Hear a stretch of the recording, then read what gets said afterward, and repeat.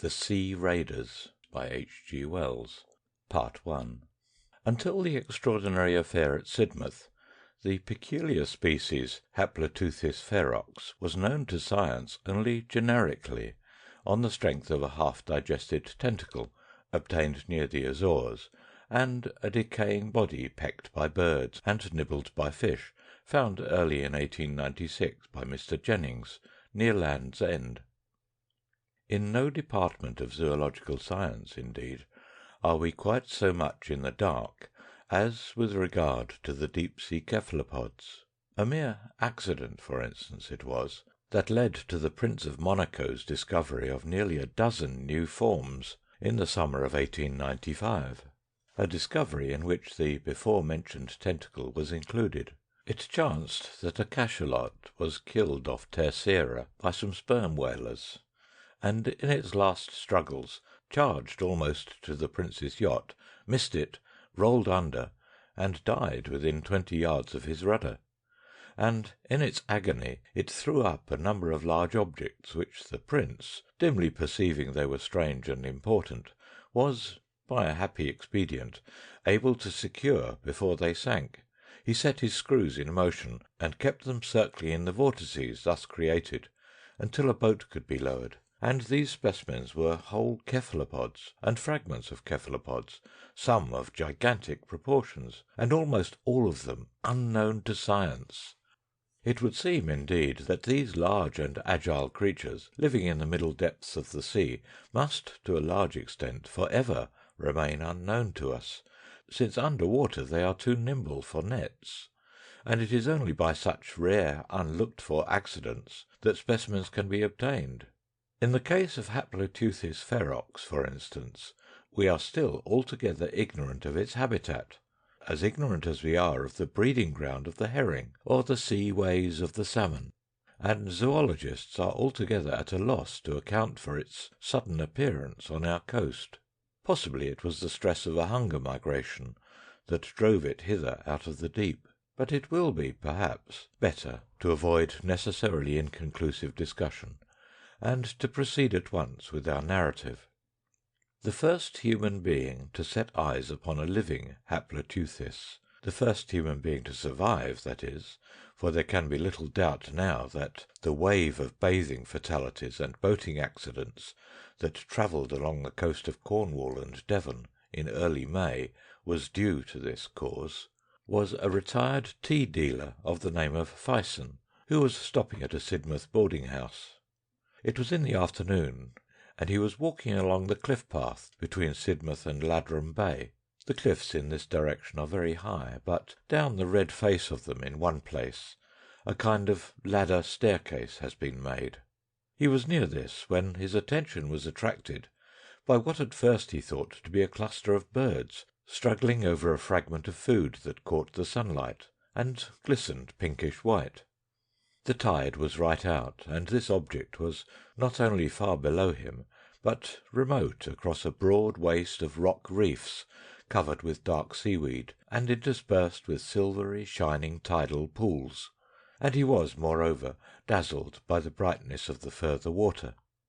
In a minute, regarding this again, he perceived that his judgment was in fault, for over this struggle circled a number of birds, jackdaws and gulls for the most part, the latter gleaming blindingly when the sunlight smote their wings, and they seemed minute in comparison with it, and his curiosity was perhaps aroused all the more strongly because of his first insufficient explanations. As he had nothing better to do than amuse himself, he decided to make this object, whatever it was, the goal of his afternoon walk, instead of Ladram Bay, conceiving it might perhaps be a great fish of some sort, stranded by some chance, and flapping about in its distress. And so he hurried down the long steep ladder, stopping at intervals of 30 feet or so, to take breath and scan the mysterious movement. At the foot of the cliff he was, of course, nearer his object than he had been, but on the other hand it now came up against the incandescent sky beneath the sun, so as to seem dark and indistinct. Whatever was pinkish of it was now hidden by a skerry of weedy boulders, but he perceived that it was made up of 7 rounded bodies, distinct or connected, and that the birds kept up a constant croaking and screaming, but seemed afraid to approach it too closely.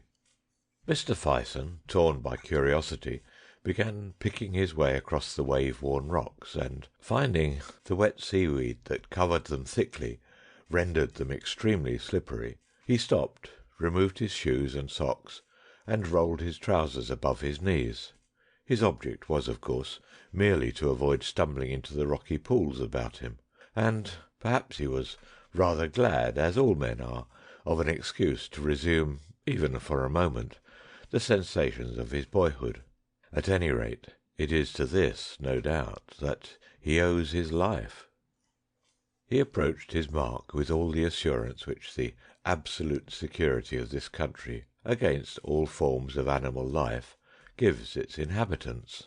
The round bodies moved to and fro, but it was only when he surmounted the skerry of boulders I have mentioned that he realized the horrible nature of the discovery. It came upon him with some suddenness. The rounded bodies fell apart as he came into sight over the ridge, and displayed the pinkish object to be the partially devoured body of a human being, but whether of a man or woman he was unable to say.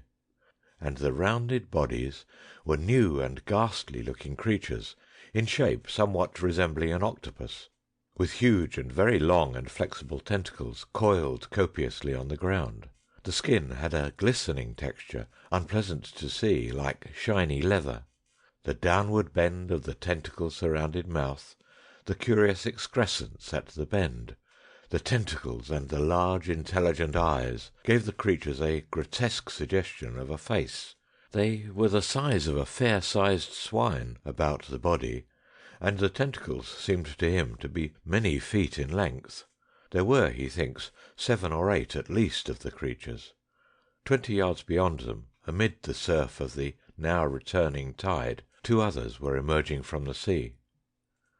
Their bodies lay flatly on the rocks, and their eyes regarded him with evil interest. But it does not appear that Mr. Fison was afraid, or that he realized that he was in any danger. Possibly his confidence is to be ascribed to the limpness of their attitudes. But he was horrified, of course, and intensely excited and indignant at such revolting creatures preying upon human flesh. He thought they had chanced upon a drowned body. He shouted to them with the idea of driving them off, and finding they did not budge, cast about him, picked up a big rounded lump of rock, and flung it at one. And then, slowly uncoiling their tentacles, they all began moving towards him, creeping at first deliberately, and making a soft purring sound to each other. In a moment Mr. Fison realized that he was in danger. He shouted again, threw both his boots, and started off with a leap forthwith. 20 yards off he stopped and faced about, judging them slow, and behold, the tentacles of their leader were already pouring over the rocky ridge on which he had just been standing. At that he shouted again, but this time not threatening, but a cry of dismay, and began jumping, striding, slipping, wading across the uneven expanse between him and the beach. The tall red cliffs seemed suddenly at a vast distance, and he saw, as though they were creatures in another world, 2 minute workmen engaged in the repair of the ladderway, and little suspecting the race of life that was beginning below them. At one time he could hear the creatures splashing in the pool not a dozen feet behind him, and once he slipped and almost fell. They chased him to the very foot of the cliffs, and desisted only when he had been joined by the workmen at the foot of the ladderway up the cliff. All 3 of the men pelted them with stones for a time, and then hurried to the cliff top and along the path towards Sidmouth, to secure assistance and a boat, and to rescue the desecrated body from the clutches of these abominable creatures. Part 2. And, as if he had not already been in sufficient peril that day, Mr. Fison went with the boat to point out the exact spot of his adventure. As the tide was down, it required a considerable detour to reach the spot, and when at last they came off the ladderway, the mangled body had disappeared. The water was now running in, submerging first one slab of slimy rock and then another, and the four men in the boat, the workmen that is, the boatman and Mr. Fison, now turned their attention from the bearings offshore to the water beneath the keel. At first they could see little below them, save a dark jungle of laminaria with an occasional darting fish. Their minds were set on adventure, and they expressed their disappointment freely.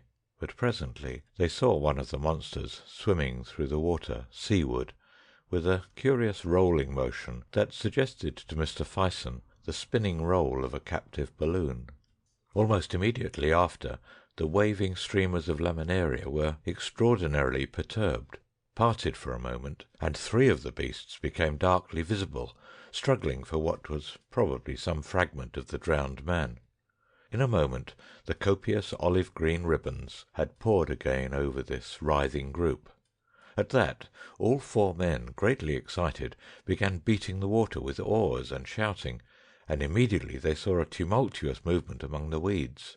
They desisted to see more clearly, and as soon as the water was smooth, as it seemed to them, the whole sea bottom among the weeds set with eyes.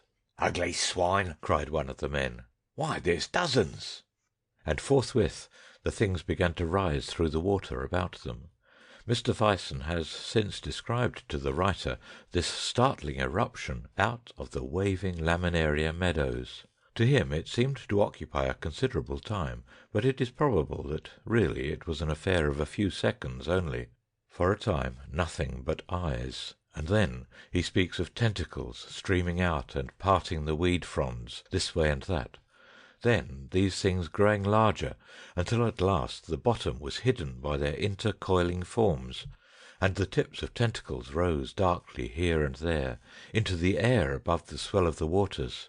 One came up boldly to the side of the boat, and clinging to this with three of its sucker-set tentacles, threw four others over the gunwale, as if with an intention either of oversetting the boat or of clambering into it.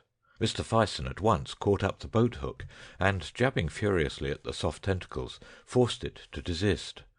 He was struck in the back and almost pitched overboard by the boatman, who was using his oar to resist a similar attack on the other side of the boat, but the tentacles on either side at once relaxed their hold, slid out of sight, and splashed into the water. "We'd better get out of this," said Mr. Fison, who was trembling violently. He went to the tiller, while the boatman and one of the workmen seated themselves and began rowing. The other workman stood up in the forepart of the boat with the boat hook, ready to strike any more tentacles that might appear. Nothing else seems to have been said. Mr. Fison had expressed the common feeling beyond amendment. In a hushed, scared mood, with faces white and drawn, they set about escaping from the position into which they had so recklessly blundered. But the oars had scarcely dropped into the water before dark, tapering serpentine ropes had bound them, and were about the rudder, and, creeping up the sides of the boat with a looping motion, came the suckers again. The men gripped their oars and pulled, but it was like trying to move a boat in a floating raft of weeds. "Help here!" cried the boatman, and Mr. Fison and the second workman rushed to help lug at the oar. Then the man with the boat hook, his name was Yuan or Yuen, sprang up with a curse and began striking downward over the side, as far as he could reach, at the bank of tentacles that now clustered along the boat's bottom, and at the same time the two rowers stood up to get a better purchase for the recovery of their oars. The boatman handed his to Mr. Fison, who lugged desperately, and meanwhile the boatman opened a big clasp knife, and, leaning over the side of the boat, began hacking at the spiring arms upon the oar shaft. Mr. Fison, staggering with the quivering rocking of the boat, his teeth set, his breath coming short, and the veins starting on his hands as he pulled at his oar, suddenly cast his eyes seaward, and there, not 50 yards off, across the long rollers of the incoming tide, was a large boat standing in towards them, with 3 women and a little child in it. A boatman was rowing, and a little man in a pink ribboned straw hat and whites stood in the stern, hailing them.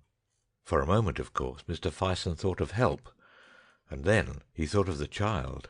He abandoned his oar forthwith, threw up his arms in a frantic gesture, and screamed to the party in the boat to keep away. "For God's sake!"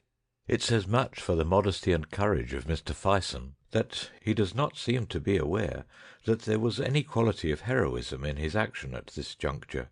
The oar he had abandoned was at once drawn under, and presently reappeared floating about 20 yards away. At the same moment Mr. Fison felt the boat under him lurch violently, and a hoarse scream, a prolonged cry of terror from Hill the boatman, caused him to forget the party of excursionists altogether. He turned and saw Hill crouching by the forward rollock, his face convulsed with terror, and his right arm over the side, and drawn tightly down. He gave now a succession of short, sharp cries. "Oh! Oh! Oh! Oh!" Mr. Fison believes that he must have been hacking at the tentacles below the water-line, and have been grasped by them, but of course it is quite impossible to say now certainly what had happened. The boat was heeling over, so that the gunwale was within 10 inches of the water, and both Ewan and the other labourer were striking down into the water, with oar and boat-hook on either side of Hill's arm. Mr. Fison instinctively placed himself to counterpoise them. Then Hill, who was a burly, powerful man, made a strenuous effort, and rose almost to a standing position. He lifted his arm, indeed, clean out of the water. Hanging to it was a complicated tangle of brown ropes, and the eyes of one of the brutes that had hold of him, glaring straight and resolute, showed momentarily above the surface. The boat heeled more and more, and the green-brown water came pouring in a cascade over the side. Then Hill slipped and fell, with his ribs across the side, and his arm and the mass of tentacles about it splashed back into the water. He rolled over. His boot kicked Mr. Fison's knee as that gentleman rushed forward to seize him, and in another moment fresh tentacles had whipped about his waist and neck, and after a brief convulsive struggle, in which the boat was nearly capsized, Hill was lugged overboard. The boat righted with a violent jerk that all but sent Mr. Fison over the other side, and hid the struggle in the water from his eyes. He stood staggering to recover his balance for a moment, and as he did so he became aware that the struggle and the inflowing tide had carried them close upon the weedy rocks again. Not 4 yards off, a table of rock still rose in rhythmic movements above the inwash of the tide. In a moment Mr. Fison seized the oar from Ewan, gave one vigorous stroke, then, dropping it, ran to the bows and leapt. He felt his feet slide over the rock, and by a frantic effort leapt again towards a further mass. He stumbled over this, came to his knees, and rose again. "Look out!" cried someone, and a large drab body struck him. He was knocked flat into a tidal pool by one of the workmen, and as he went down he heard smothered, choking cries that he believed at the time came from Hill. Then he found himself marvelling at the shrillness and variety of Hill's voice. Someone jumped over him, and a curving rush of foamy water poured over him and passed. He scrambled to his feet, dripping, and without looking seaward ran as fast as his terror would let him, shoreward. Before him, over the flat space of scattered rocks, stumbled the 2 workmen, one a dozen yards in front of the other. He looked over his shoulder at last, and, seeing that he was not pursued, faced about. He was astonished. From the moment of the rising of the cephalopods out of the water, he had been acting too swiftly to fully comprehend his actions. Now it seemed to him as if he had suddenly jumped out of an evil dream. For there were the sky, cloudless and blazing with the afternoon sun, the sea weltering under its pitiless brightness, the soft creamy foam of the breaking water, and the low, long, dark ridges of rock. The righted boat floated, rising and falling gently on the swell, about a dozen yards from shore. Hill and the monsters, all the stress and tumult of that fierce fight for life, had vanished as though they had never been. Mr. Fison's heart was beating violently. He was throbbing to the fingertips, and his breath came deep. There was something missing. For some seconds he could not think clearly enough what this might be. Sun, sky, sea, rocks, what was it? Then he remembered the boatload of excursionists. It had vanished. He wondered whether he had imagined it. He turned, and saw the two workmen standing side by side under the projecting masses of the tall pink cliffs. He hesitated whether he should make one last attempt to save the man Hill. His physical excitement seemed to desert him suddenly, and leave him aimless and helpless. He turned shoreward, stumbling and wading towards his two companions. He looked back again, and there were now two boats floating, and the one farthest out at sea pitched clumsily, bottom upward. Part 3. So it was Haploteuthis ferox made its appearance upon the Devonshire coast. So far this has been its most serious aggression. Mr. Fison's account, taken together with the wave of boating and bathing casualties to which I have already alluded, and the absence of fish from the Cornish coasts that year, points clearly to a shoal of these voracious deep-sea monsters prowling slowly along the sub-tidal coastline. Hunger migration has, I know, been suggested as the force that drove them hither, but for my own part I prefer to believe the alternative theory of Hemsley. Hemsley holds that a pack or shoal of these creatures may have become enamoured of human flesh by the accident of a foundered ship sinking among them, and have wandered in search of it out of their accustomed zone, first waylaying and following ships, and so coming to our shores in the wake of the Atlantic traffic. But to discuss Hemsley's cogent and admirably stated arguments would be out of place here. It would seem that the appetites of the shoal were satisfied by the catch of 11 people, for, so far as can be ascertained, there were 10 people in the second boat, and certainly these creatures gave no further signs of their presence off Sidmouth that day. The coast between Seaton and Budleigh Salterton was patrolled all that evening and night by 4 preventive service boats, the men in which were armed with harpoons and cutlasses, and as the evening advanced, a number of more or less similarly equipped expeditions, organised by private individuals, joined them. Mr. Fison took no part in any of these expeditions. About midnight excited hails were heard from a boat about a couple of miles out at sea to the south-east of Sidmouth, and a lantern was seen waving in a strange manner to and fro and up and down. The nearer boats at once hurried towards the alarm. The venturesome occupants of the boat, a seaman, a curate, and 2 schoolboys, had actually seen the monsters passing under their boat.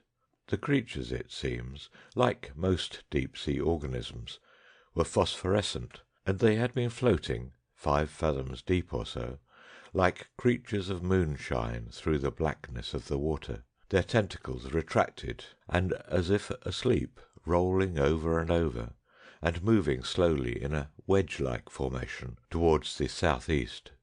These people told their story in gesticulated fragments, as first one boat drew alongside and then another.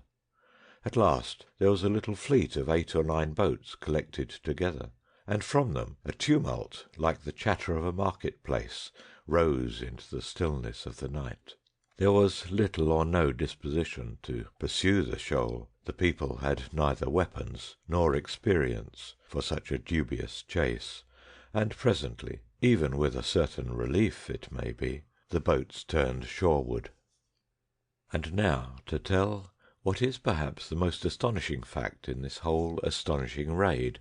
We have not the slightest knowledge of the subsequent movements of the shoal, although the whole south-west coast was now alert for it, but it may, perhaps, be significant that a cachalot was stranded off Sark on June the 3rd, 2 weeks and 3 days after this Sidmouth affair. A living Haploteuthis came ashore on Calais sands.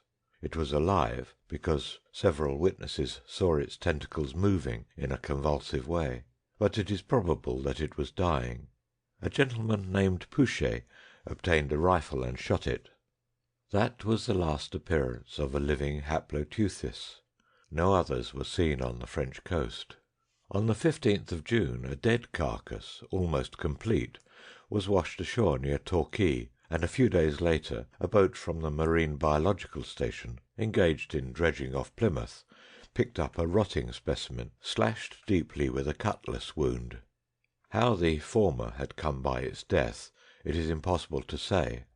And on the last day of June, Mr. Egbert Kane, an artist, bathing near New Lynn, threw up his arms, shrieked, and was drawn under. A friend bathing with him made no attempt to save him, but swam at once for the shore. This is the last fact to tell of this extraordinary raid from the deeper sea.